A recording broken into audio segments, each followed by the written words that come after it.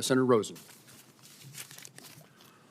Well, thank you. I really appreciate that, and I want to thank the chair and ranking member for holding this really important hearing today. And last year, this committee held a hearing to discuss the findings and recommendations issued by the Organization Designation Authorization, ODA, the expert review panel. In that hearing, I asked a question about how the ODA report found that input from Boeing's pilots were neither consistently nor directly delivered to the highest levels of decision makers in the organization.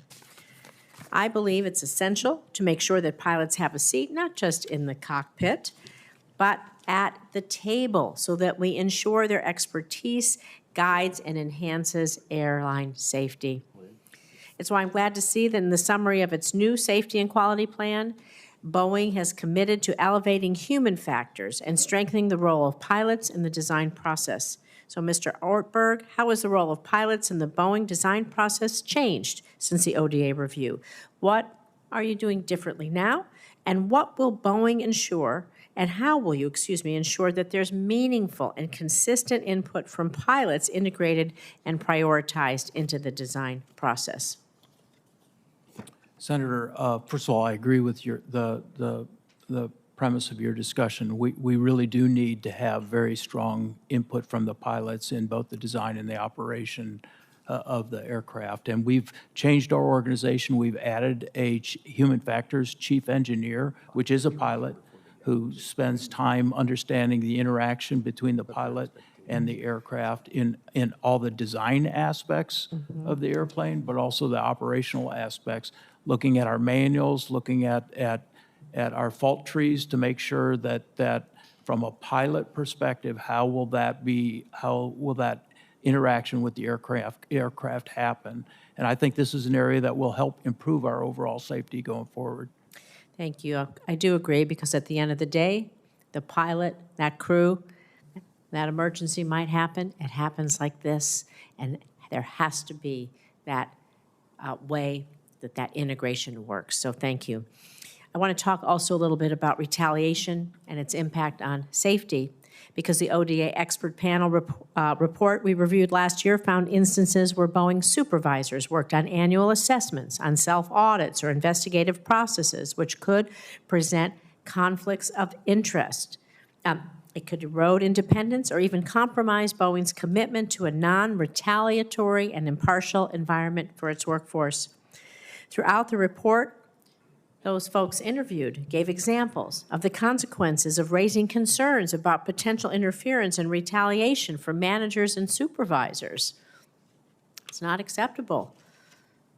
Not acceptable. So, again, do you have confidence that Boeing is now taking the necessary steps to implement systems that provide workers with multiple channels for raising concerns? Because this is really important that they're addressed without fear of retaliation, as well as creating a culture of encouraging and incentivizing safety at every level.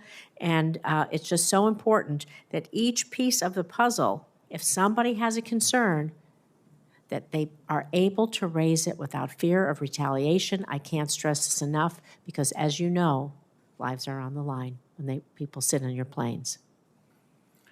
Yes, Senator, first of all, I agree with what you said. I think it's absolutely critical that we have an environment.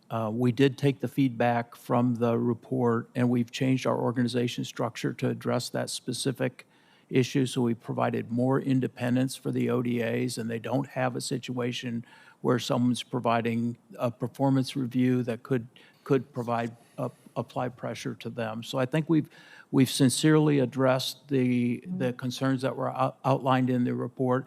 And as I said before, we've added an ombudsman as well to the ODA, and that gives them someone to go talk to if they see something or if they're concerned about bringing up an issue. And we think that's having a good effect as well. So I believe we are addressing those issues, but we'll continue to monitor it. And if we have to make more changes, we'll do that, because I absolutely agree with you. People need to be free to make the right decisions without any kind of over pressure from management. Thank you. I have just one question is very brief. If you could be brief about it. You talk about you're rebuilding your human factors expertise. Not everything can be done by AI and artificial intelligence or machines and all of that. We still need to be engaged.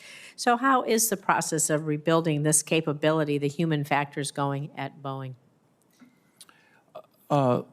So we just stood up this organization, and it's an organization that's filled with pilots. We've also developed what we call e-cabs, which are actually cockpits that they can go fly. They fly designs. We have potential design implementation. They go fly those to look and understand what the pilot implication is early in the design phase so that they can drive human factors related requirements into the design, and we don't have to deal with it later on after the design is done. So I do think we're making really good changes to get more of that upfront in the design and development process, and we're filling this with world-class people who are very expert at flying aircraft. Yeah. Thank you. I yield back.